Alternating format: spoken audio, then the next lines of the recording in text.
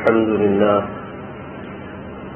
لله نحمده ونستعينه ونستغفره ونؤمن به ونتوكل عليه ونعوذ بالله من شرور أنفسنا ومن سيئات أعمالنا من يهده الله فلا مضل له ومن يضلله فلا هادي له ونشهد أن لا إله إلا الله وحده لا شريك له ونشهد أن سيدنا وسندنا ومولانا محمدا عبده ورسوله أرسله الله تعالى إلى كافة للناس بشيرا ونذيرا وداعيا إلى الله بإذنه وسراجا منيرا أما بعد فأعوذ بالله من الشيطان الرجيم شهر رمضان الذي أنزل فيه القرآن هدى للناس وبينات من الهدى والفرقان صدق الله العظيم.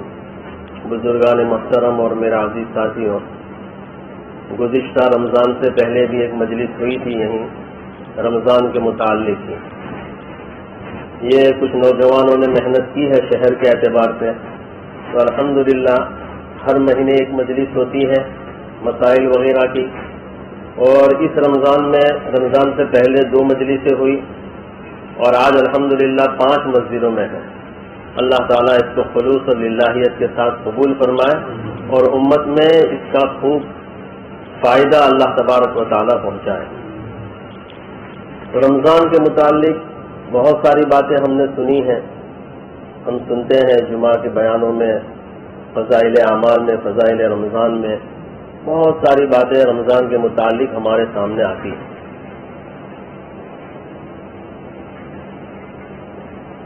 میں چند باتیں روزے کے متعلق، اور ایک بڑا مسئلہ ہے زکوٰۃ کا جو مسئلہ ہوتا ہے عام متن ہم لوگ رمضان میں ادا کرتے ہیں، تو اس کے متعلق چند باتیں مجھے عرض کرنی ہیں. روزے کے متعلق یہ ہے، حدیث میں ہے اللہ کے نبی صلی اللہ علیہ وسلم فرماتے ہیں الصیام جنۃ، کہ روزہ ایک ڈھال ہے، ڈھال. میں ایک مثال دے دیتا ہوں، عام متن یہ دیتا ہوں کہ کسی چیز کو بنانے کے لیے سخت محنت کی ضرورت ہے. آپ کو ایک مکان بنانا ہے تو بہت زبردست محنت کرنا پڑے گی. معلوم ہے جس نے مکان بنایا ہے یا جو دیکھتے ہیں ان کو معلوم ہے کہ زمین آپ کو خریدنی پڑے گی، اس کے لیے کانٹریکٹر کو لانا پڑے گا، پھر آرکیٹیکٹ ہوگا، پھر اس کے پورے جھمیلے ہیں، بہت سارے مسائل ہیں، جب جا کے آپ کا ایک مکان رہائش کے لیے آپ کے لیے تیار ہو جائے. پھر اس میں رنگ روغان ہے، اس کی خوبصورتی ہے، اس کے ٹائلس ہے، اس کے زینت کے لیے اے سی ہے، پنکھے ہیں، بہت ساری چیزیں ہیں، تو اس کے لیے آپ کو مستقل محنت کرنا پڑے گی. اس مثال کو آپ یاد رکھیں بعد میں. اسی طرح ایک باغ ہے، اس کو آپ کو پھول والا بنانا ہے، یا پھلوں کا آپ کا باغ ہے، اس میں آپ کو پھل لانا ہے، تو بہت پاپڑ بیلنے پڑتے ہیں.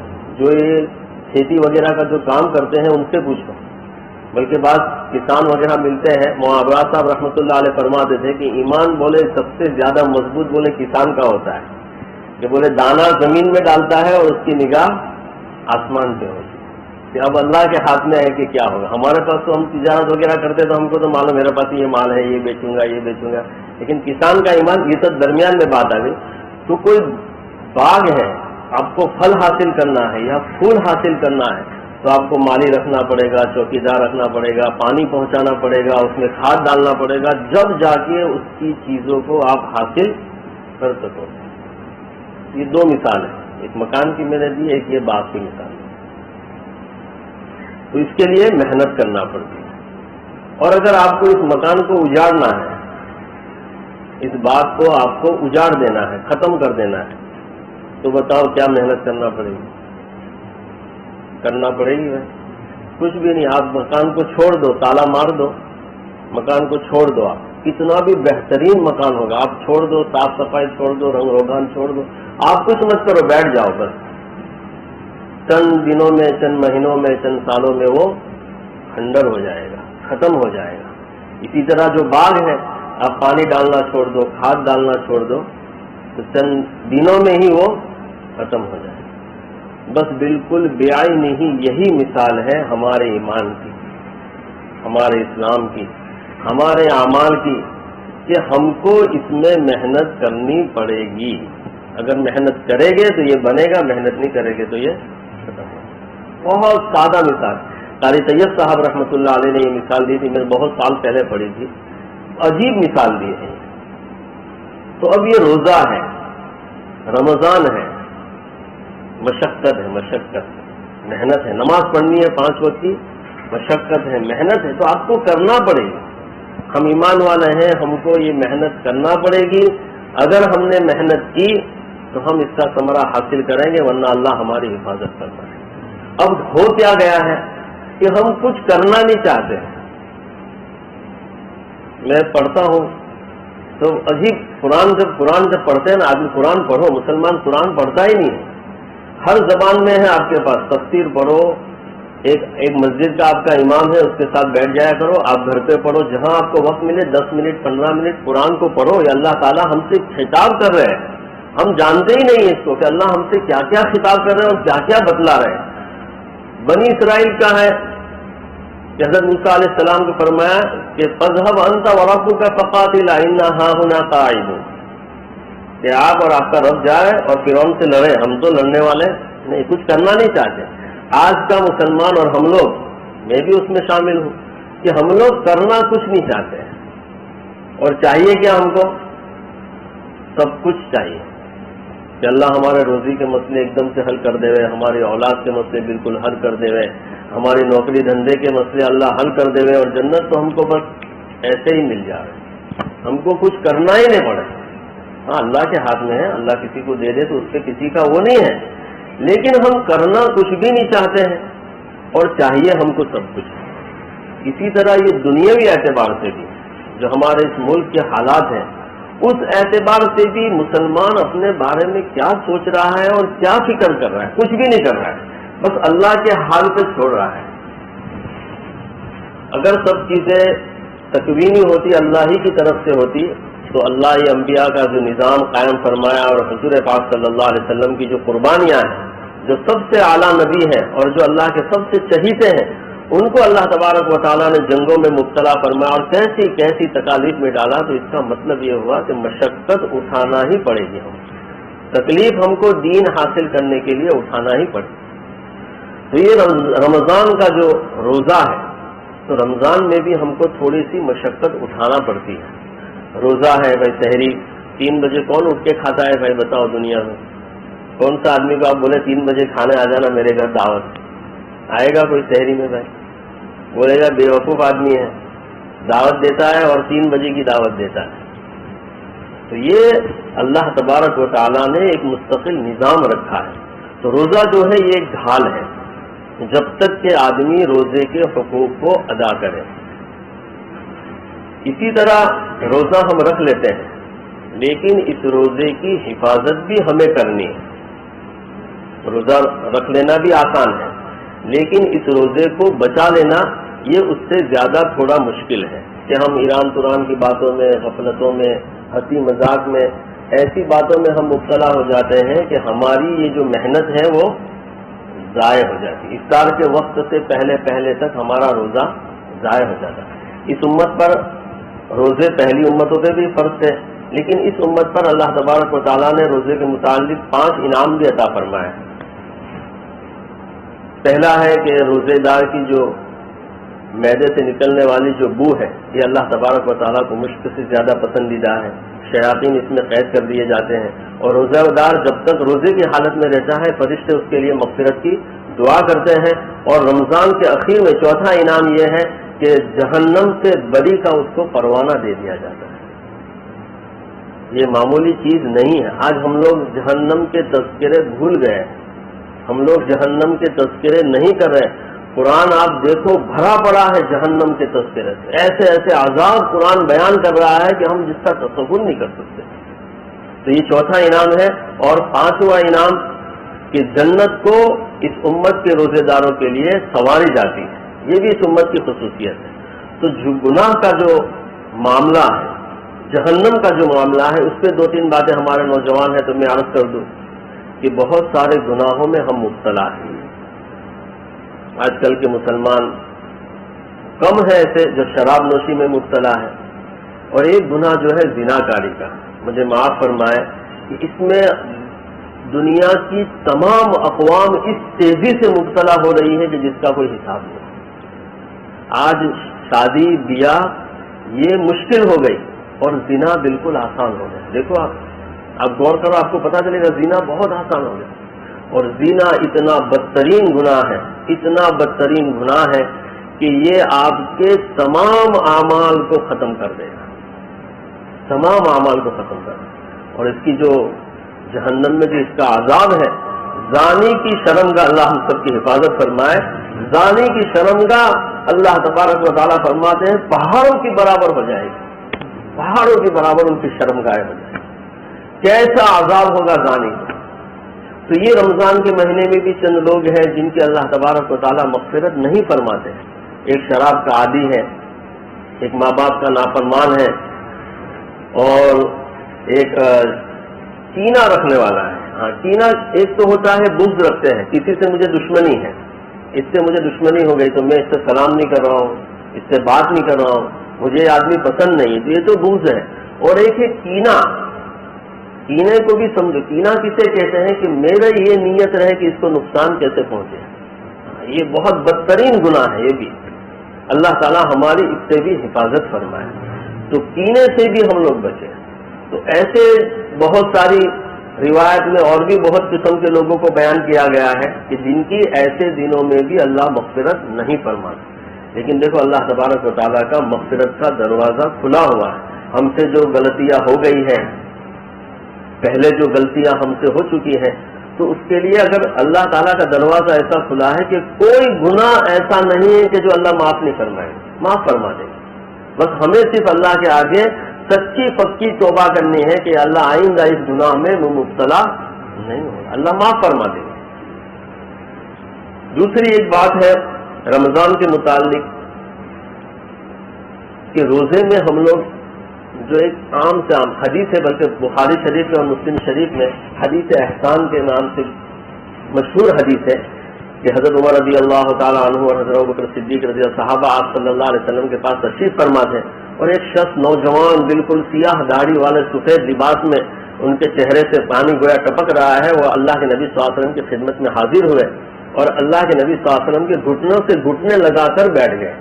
اور صحابہ دیکھ رہے ہیں کہ یہ سفر سے تو آیا نہیں ہے، اگر سفر سے آیا ہوتا ہے یہ آدمی تو گرد و غبار وغیرہ ہوتا ہے، تو بالکل صاف ستھرا ابھی گلی سے آیا ہے ایسا لگ رہا ہے، اور مدینہ میں تو اس کو پہچان نہیں رہا ہے کہ یہ کون ہے.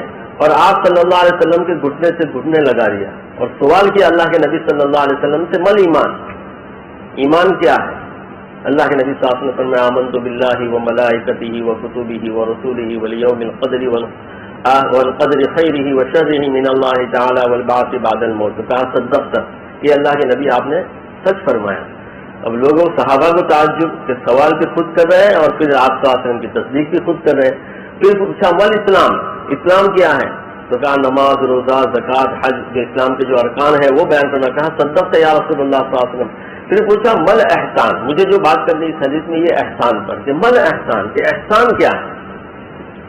تو کہا ان تعبد اللہ، اللہ کے نبی صلی اللہ علیہ وسلم نے فرمایا کہ ان تعبد اللہ کأنک تراہ، کہ تو اللہ کی ایسی عبادت کرے کہ گویا تو اللہ کو دیکھ رہا ہے، اور اگر یہ چیز تجھے حاصل نہیں، فإن لم تکن تراہ فإنہ یراک، تو یہ پیدا کر لے کہ اللہ تجھے دیکھ رہا ہے.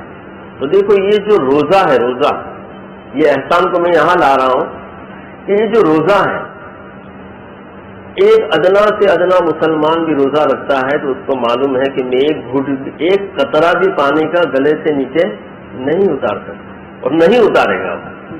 کس خوف کی وجہ سے؟ کوئی نہیں دیکھ رہا ہے اس کو، صرف اللہ کا ان لگا ترا. اب یہ گویا وہ یہ سمجھ رہا ہے کہ اللہ مجھے دیکھ رہے ہیں. یہ چیز روزے میں ہمیں حاصل ہوئی ہے، بہت بڑی نعمت ہے، بہت بڑی نعمت. یعنی یہ احسان، دیکھیے رمضان کی برکت ایسی ہے کہ اللہ اتنا بڑا درجہ رمضان میں ایک ادنا سے ادنا، میں ادنا تو مسلمان کو نہیں کہہ سکتا ہوں، ادنا تو میں ہی ہوں، لیکن میں بات کے طور پہ کہتا ہوں کہ ادنا سے ادنا مسلمان کو بھی یہ چیز حاصل ہو جاتی ہے. احسان کا درجہ جو بہت اونچا ہے، ایک کمرے میں بیٹھا ہے لیکن اس کو معلوم ہے کہ میرا رب مجھے دیکھ رہا ہے، تو روزے سے رک گیا. تو رمضان کے بعد اور دوسرے جتنے ہمارے معاملات ہیں اس میں کیا ہم یہ کیفیت نہیں پیدا کر سکتے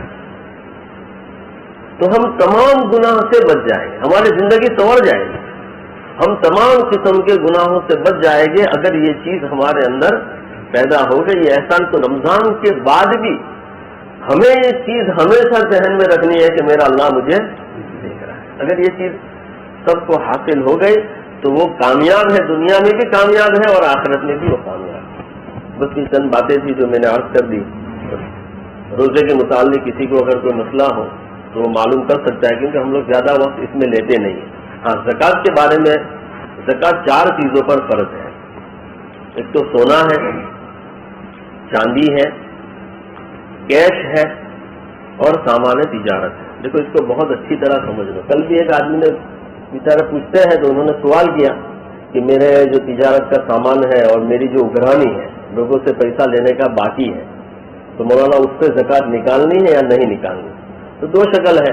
ایک تو کچھ اگرانی ایسی ہوتی ہے جو ہم کو معلوم ہے کہ یہ آنے والی نہیں ہے، کھا گیا ہے، 4 سال ہو گئے، 5 سال ہو گئے، دے نہیں رہا پیسہ، تو ہم کو معلوم ہے کہ یہ آنے والا نہیں ہے، تو اس کو ہم الگ کر دیں۔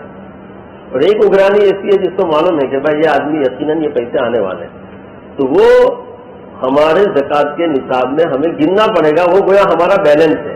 تو اس نے کہا اس سے سال نہیں گزرا، بولے مولانا۔ تو تاجروں کے لیے اصل میں حولان حول یعنی سال کا گزرنا، پہلے یہ سب چیزیں نہیں تھی، پہلے کے زمانے میں یہ سب چیزیں نہیں تھی جس طرح آج ہماری تجارت ہے۔ تو اس زمانے میں کیا تھا، کسی کے پاس سونا ہے، کسی کے پاس چاندی ہے، تو اب حولان حول اس پر تھا۔ اب دنیا میں میرے کو کوئی ایسا آدمی بتا دو کہ جس کے پاس صرف سونا ہے، اس کے پاس روپیہ پیسہ ہے ہی نہیں ہے؟ بھائی ایسا کوئی آدمی، ایسا مالدار کوئی ملے گا ہم کو کہ جس کے پاس صرف سونا ہے، اس کے پاس 10,000 5,000 پیسے روپیہ ہے ہی نہیں؟ ایسا کوئی آدمی نہیں ملے گا۔ یا ایسا کوئی آدمی بتا دو جس کے پاس صرف چاندی ہے، اس کے پاس روپیہ پیسہ ہے ہی نہیں۔ تو یہ 4 چیزیں ہیں، سونا، چاندی، کیش اور سامان تجارت۔ اب جو نصاب ہے وہ کم نصاب دیکھا جاتا ہے۔ 7.5 تولہ چاندی کا عام مطلب لوگوں نے سن رکھا ہے کہ مولانا میرے پاس تو 4 تولہ ہی سونا ہے، میرے پاس 7.5 تولہ نہیں ہے تو میرے پہ زکوٰۃ فرض نہیں۔ ایسا نہیں ہے، کم والا نصاب دیکھا جائے گا۔ اگر آپ کے پاس 2 تولہ سونا ہے، بلکہ آج کی تاریخ میں کل میں نے چاندی کا ریٹ دیکھا 408 روپے یا 405 روپے ہے تولہ، تو 52.5 تولہ چاندی کے روپے بنتے ہیں 21,000 کے 22,000 کے بیچ میں۔ اللہ کی نگاہ میں 22,000 روپے کا بیلنس والا آدمی مالدار ہو گیا، وہ زکوٰۃ لے نہیں سکتا، اس کو زکوٰۃ دینی پڑے گی۔ تو چاندی کا نصاب ہے وہ پکڑنا پڑے گا۔ میرے پاس 1 تولہ سونا ہے، ابھی تو 30,000 کا ہے سونا، اب میرے پاس 50 روپے 100 روپے یا 200 روپے ہے تو میرے پہ زکوٰۃ فرض ہو گئی، کیونکہ سونے کی قیمت اور 500 روپے یہ ملانا پڑے گا میرے کو۔ ہاں میرے پاس صرف 1 تولہ سونا ہے اور 1 بھی روپیہ نہیں ہے، 1 بھی روپیہ نہیں ہے، اور کوئی سامان تجارت بھی میرے پاس نہیں ہے، چاندی بھی میرے پاس کچھ بھی نہیں ہے، تو میرے پہ زکوٰۃ نہیں ہے، کیونکہ اب یہ نصاب 7.5 کو نہیں پہنچ رہا ہے۔ تو عام مطلب ہمارے گھروں میں کچھ نہ کچھ ایسا ہوتا ہے تو زکوٰۃ کا نصاب بن جاتا ہے، تو 52.5 تولہ چاندی کا نصاب ہے۔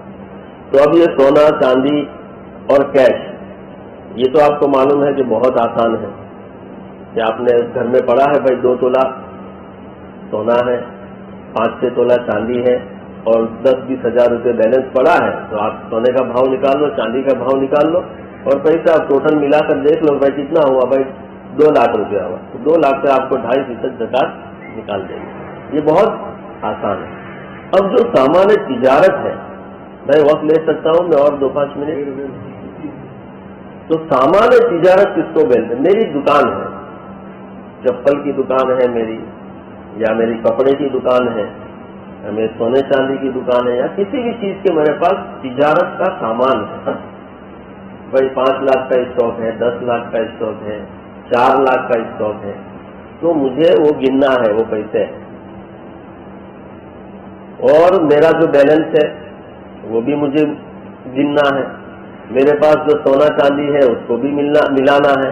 یہ تمام اسٹاک اور یہ سب گن کر جو ٹوٹل بنے گا، اس کے بعد مان لو کہ میرا بیپاری کا باقی ہے، بزنس والوں کا باقی رہتا ہے، یا کسی کا قرض ہے تو وہ باقی ہے، تو اس کو آپ اس میں سے بات کر دو اور پھر جو بچ گیا اس پہ آپ کو زکات دینی. اب عام وطن تجارت والے اسٹاک کا خیال نہیں رکھتے, بہت کم لوگ ہیں, اور اس میں وہ ہولان ہال کی مثال, وہ جو کل سوال کیا اس کو بیچارے کو یہی معلوم تھا کہ اب میرے مال پہ اگر روز آتا ہے اور روز بکتا ہے تو اس پہ سال کب گزرے گا. میرا اگر 10 لاکھ کا روز کا کاؤنٹر ہے, ہوتے ہیں 10 لاکھ 20 لاکھ کے کاؤنٹر ہے, تو اگر مان لو میرا 10 لاکھ کا کاؤنٹر ہے تو 10 لاکھ کا مال روز آ رہا ہے اور 10 لاکھ کا مال روز بک رہا ہے, تو میرے تو 10 لاکھ میں زکات پورے سال میں کبھی فرض ہی نہیں ہوگی. تو مجھے تو طے کرنا پڑے گی تاریخ کہ بھائی میرا سال اس دن سے میں مالدار ہوا تھا, اس دن تو اس دن سے اس دن جس دن میں مالدار ہوا اس دن سے لے کر دوسرے جب وہ دن واپس آئے گا تو اس دن میرے پاس کیا بیلنس ہے. جیسا کہ میری دکان ہے تو میں نے 15 شعبان رکھی ہے. میں عام مطلب لوگوں کو یہ کہتا ہوں کہ بھائی سب نے یاد نہیں رکھی ہے کہ ہم پہلی مرتبہ کب مالدار ہوئے, کب ہم پر زکات فرض ہوئی تھی. تو کم سے کم آدمی یہ بنا, جیسے رمضان میں بہت سارے لوگ بنا لیتے ہیں کہ بھائی رمضان کا پہلا روزہ, رمضان میں بھی طے کر لو, دن طے کر لو. تو میں نے 15 شعبان طے کری ہے. میں اس لیے بتا رہا ہوں کہ آپ لوگوں کو یہ مسئلہ تجارت والوں کو بہت اچھی طرح سمجھ میں آ جائے کہ میری 15 شعبان ہے, تو میں کیا کرتا ہوں 15 شعبان کے 4-5 دن پہلے سے بچوں کو کہتا ہوں اسٹاک گن لو. ہم اسٹاک لکھنا شروع کرتے ہیں کہ بھائی یہ اتنا ہے, یہ اتنا ہے, یہ اتنے, سب گن لیتے. بینک کا بیلنس منگا لیتا ہوں کہ بھائی بینک میں سیونگ میں کتنا ہے, کرنٹ میں کتنا ہے, اس میں کتنا ہے, اس کا ٹوٹل لے لیا. گھر میں بیوی بچوں کو پوچھتے ہیں کہ بھائی آپ کے پاس کتنا پڑا ہے, کیونکہ ان کا ہم ہی والد بن گئے ہیں تو ہم ہی زکات دے دیتے ہیں. وہ طے کر لینا پڑتا ہے, اجازت لے لینی پڑتی ہے. بھائی تیرے پاس سونا کتنا ہے, کتنے کا ہے, کتنے گرام ہے, اس کو منگا لیا. یہ سب چیزوں کو گن کر جمع کر کے ٹوٹل بنا لیا کہ بھائی 20 لاکھ روپیہ ہوا ہے بیلنس. یہ مثال دے رہا ہوں میں کہ 20 لاکھ روپے کا بیلنس ہو گیا. اب بھائی باقی کس کا کتنا ہے کہ بھائی اس کو اتنا دینا ہے, اس کو اتنا دینا ہے, کہ بھائی 20 لاکھ میں سے 5 لاکھ روپے لوگوں کو, بیپاری کو, اس کو دینے کے باقی ہے. ابھی دیے نہیں ہے لیکن باقی ہے, تو اس کو آپ بات کر لیں اس میں. اب 20 میں سے 5 گئے تو 15 لاکھ آپ کے پاس رہ گئے. اس 15 لاکھ کا 15ویں شعبان کے دن جو بیلنس ہوا آپ کا اس دن, کیونکہ اس دن کا ہم سب بیلنس آپ تاریخ سب لے سکتے ہیں, بینکوں وغیرہ میں سب جگہ تاریخ ہوتی ہے. آپ کا اسٹاک بھی آپ 4-5 دن پہلے سے گننا شروع کریں گے تو 15ویں شعبان تک آپ کا اسٹاک سامنے آ جائے گا. تو اب اس دن اب میرے کو ہر 15ویں شعبان کو دیکھنا ہے کہ میرے پاس بیلنس کیا ہے. بیچ میں جتنا آیا گیا وہ شمار میں نہیں آئے گا, اور ہم نے جو کھا لیا پی لیا اس پہ بھی زکات نہیں. اللہ نے کتنی آسانی دی. تو یہ زکات کے متعلق بھی یہ مسئلہ ہے. اور زکات جیسے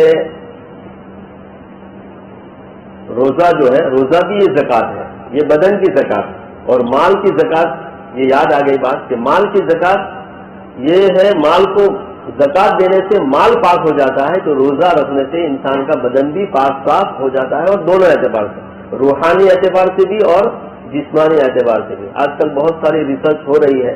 ہم حالانکہ اسلام کا ہمارا کوئی بھی عمل ہے ہم کو وہ سب ریسرچوں پہ نہیں لے جانا چاہیے. بہت سی مرتبہ کہ اس میں کیا مصلحت مولانا, اس میں کیا مصلحت, اس میں ہمیں زیادہ نہیں گننا چاہیے. ہاں کوئی مصلحت آتی ہے تو ہم کو خوشی ہوتی ہے.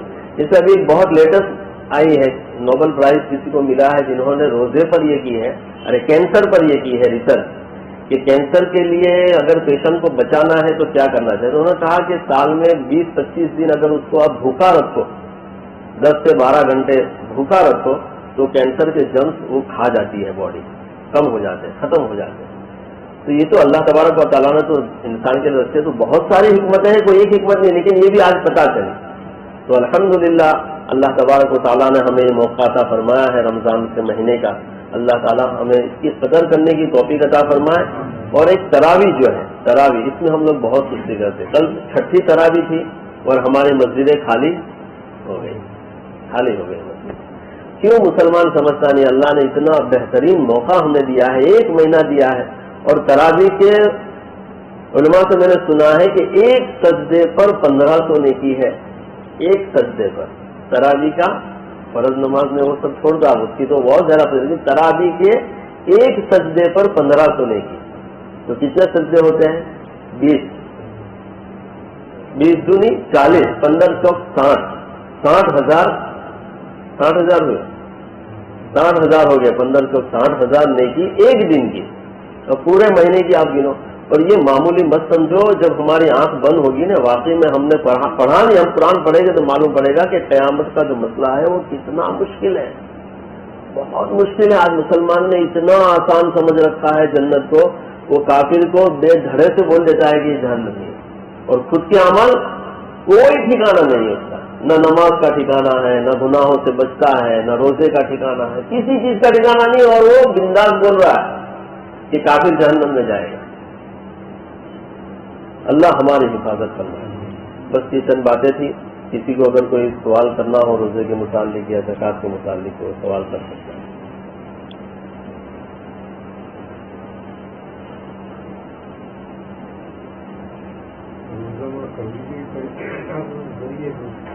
ہاں، اندر اگر کف ہے اور اندر ہی آپ نے نگل لیا تو کوئی حرج نہیں، لیکن اگر باہر آ گیا تو اب کف کو آپ کو تھوک دینا ہے، ورنہ کراہت ہے، مکروہ ہے۔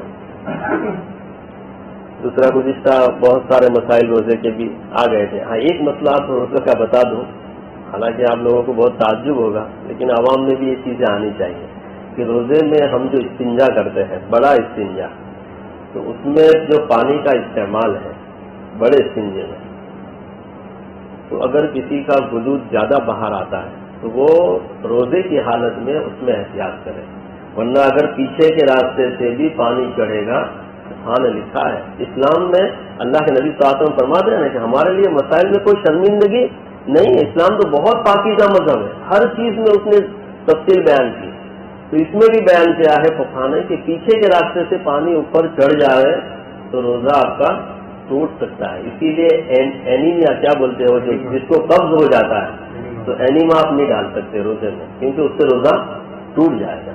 تو وہ بھی اپنے معدے میں داخل ہونے والی چیز ہے، تو معدے میں داخل ہونے والی چیز سے روزہ ٹوٹ جاتا ہے، تو اس میں بھی احتیاط کریں۔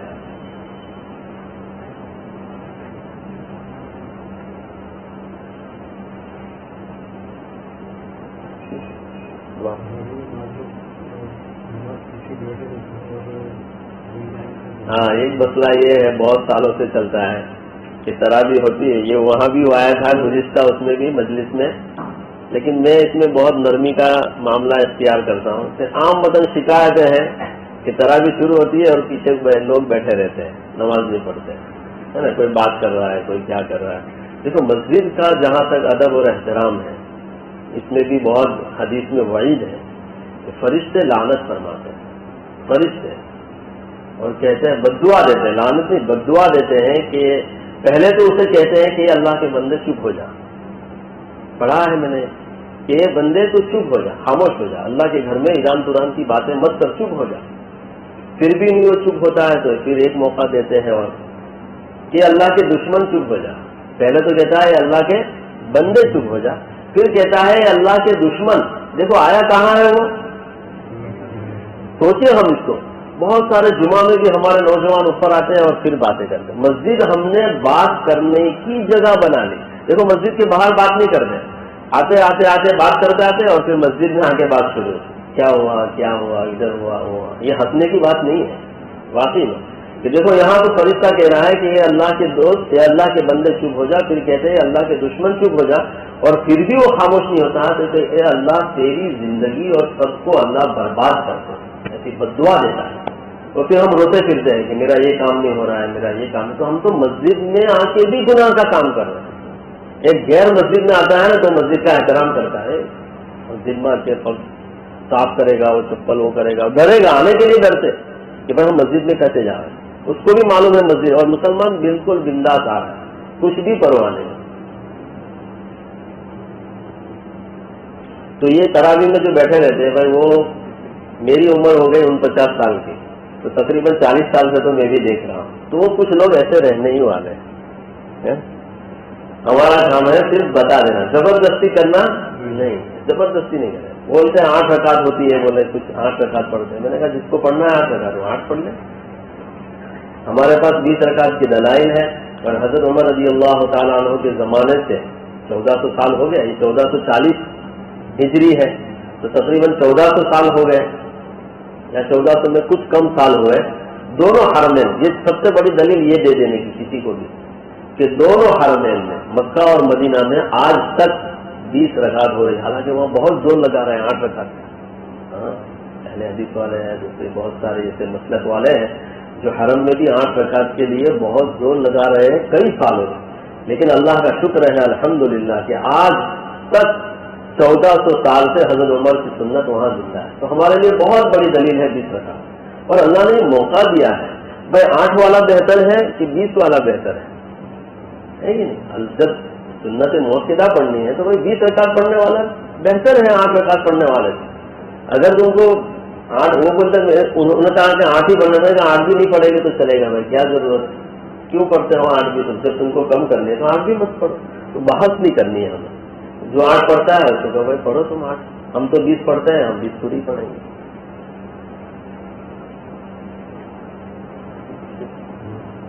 سبحان اللہ وبحمدہ، سبحانک اللہم وبحمدک، ونشہد ان لا الہ الا انت، نستغفرک ونتوب الیک. بھائی جماعت بھی آئی تھی تو ان کی بھی آج بات تھی، لیکن وہ میری وجہ سے انہوں نے یہاں کے ذمہ داروں نے، میں تو ایسا چاہتا تھا پہلے ان کی بات ہو جاتی کہ ہماری بات ہو جاتی، لیکن خیر تو ان کا بھی ساتھ دے رہے، وقت گزارے اور ان کا استعمال کرے تمام.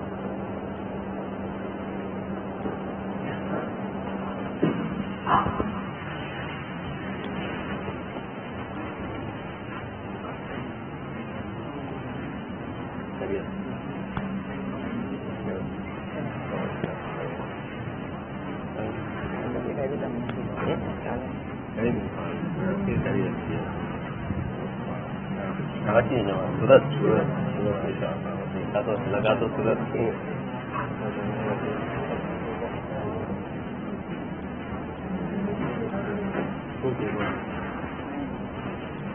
پہنچے نا